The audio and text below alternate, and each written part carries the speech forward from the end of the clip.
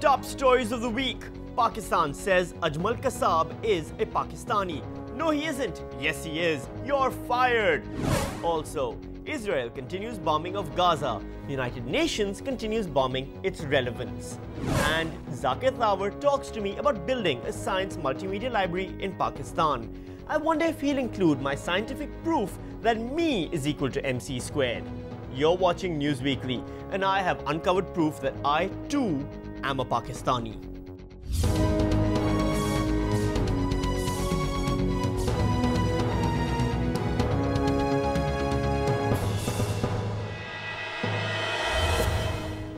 Welcome to episode 11 of News Weekly for the week ending Monday, the 12th of January 2009.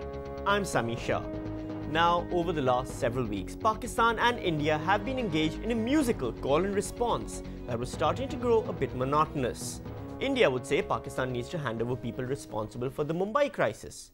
Pakistan would say India needs to hand over evidence. And then they would repeat that until we all got a little nauseous. Well, last week India finally changed the tune.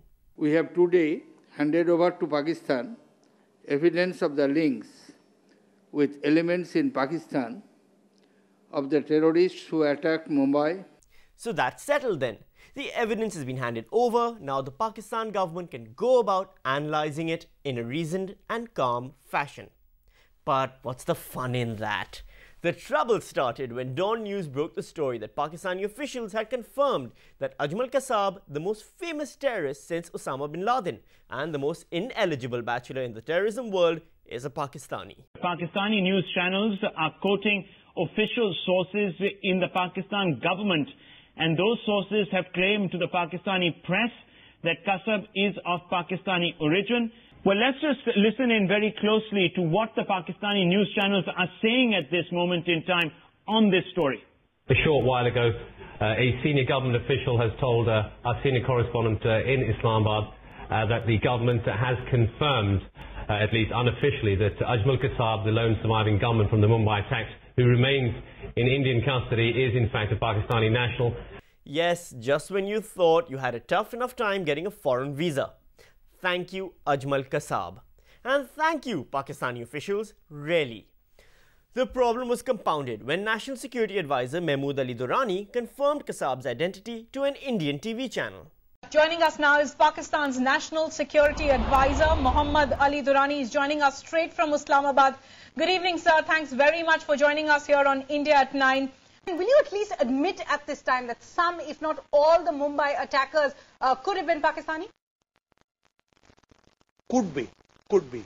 I will not say more than that because we don't have, I hate to say this, but we don't have proof. Then the Foreign Secretary Salman Bashir stepped in and told the same Indian channel that Kasab wasn't a Pakistani. Then Sherry Rahman sent an SMS saying he is a Pakistani. Then Mahmood Ali Durrani got fired.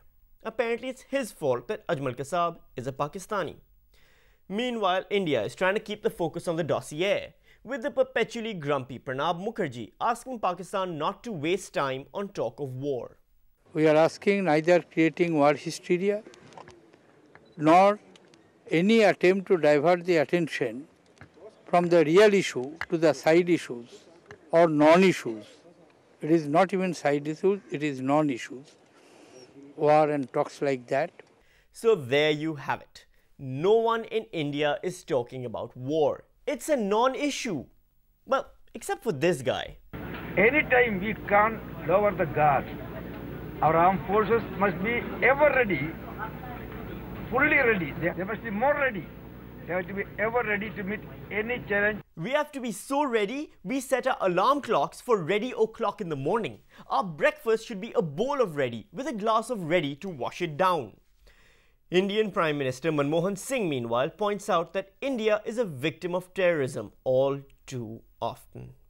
Few countries have suffered so frequently or faced so much violence at the hands of terrorists as our country. You know, there's another country that has faced terrorism a whole bunch of times as well. Let's see, what's the name? It's on the tip of my tongue. Blackistan? Kapakistan? No. I know it rhymes with those though. Oh well, I'm sure it'll come to me later. Well, what about our allies? The US has always helped us out when we needed it. Well, kind of. Well, President Zardari was taking no chances with American help this time around in what is basically the diplomatic equivalent of slipping him a 500 rupee note to make sure we get good service. President Zardari presented Pakistan's highest civilian honor to US Assistant Secretary of State Richard Boucher. A few days later, he presented the same honor to visiting Vice President-elect Joe Biden as well. At this point, the only thing standing between me and a Hilal-e-Qaid-e-Azam, it seems, is a US citizenship. Can someone find out if a multiple entry visit visa is enough to qualify for the award? Heck, I'll even settle for a certificate of some kind. Anything. So did the award work? Was Boucher feeling more generous towards us?